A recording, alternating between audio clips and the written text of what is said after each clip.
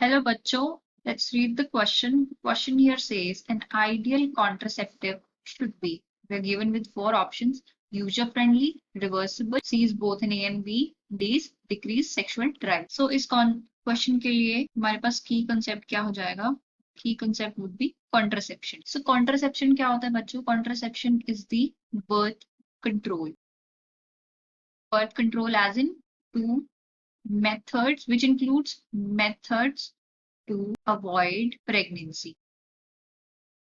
अब कॉन्ट्रासेप्शन के अंदर कुछ मेथड्स होते हैं जिनकी हेल्प से क्या करते हैं, बर्थ कंट्रोल करते हैं या फिर प्रेगनेंसी को अवॉइड किया जाता है फीमेल के अंदर. सो मेथड्स के अंदर कुछ नेचुरल मेथड्स भी होते हैं, कुछ बैरियर्स भी होते हैं, बैरियर्स को भी यूज किया जाता है, कुछ केमिकल मेथड्स भी होते हैं.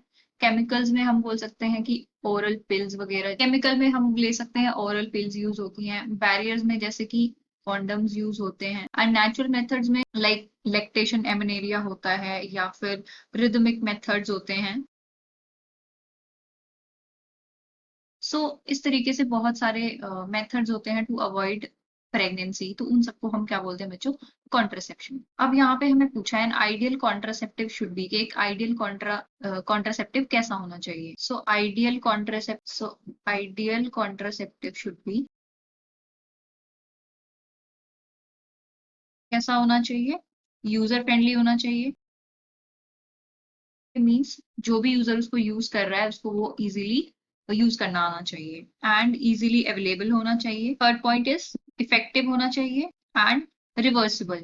और क्या होना चाहिए?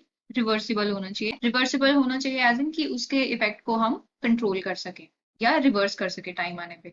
और उसके क्या होने चाहिए? लीस्ट साइड इफेक्ट होने चाहिए या मिनिमम साइड इफेक्ट होना चाहिए. तो आउट ऑफ द फोर अब हम देखेंगे, पहला ऑप्शन है यूजर फ्रेंडली. तो हाँ, यूजर फ्रेंडली भी होना चाहिए, रिवर्सिबल भी होना चाहिए. D is decrease sexual drive, कि उससे सेक्सुअल ड्राइव डिक्रीज हो जाना चाहिए. तो नहीं, ऐसा कॉन्ट्रासेप्टिव हमें नहीं यूज करना है जिससे सेक्सुअल ड्राइव डिक्रीज हो जाए. So according to the explanation A और बी जो है दोनों ही करेक्ट हैं. तो हमारा राइट आंसर क्या होगा? Both A and B. So right answer would be both A and B. So this was the explanation for the question. I hope you understood it well. Best of luck. Thank you.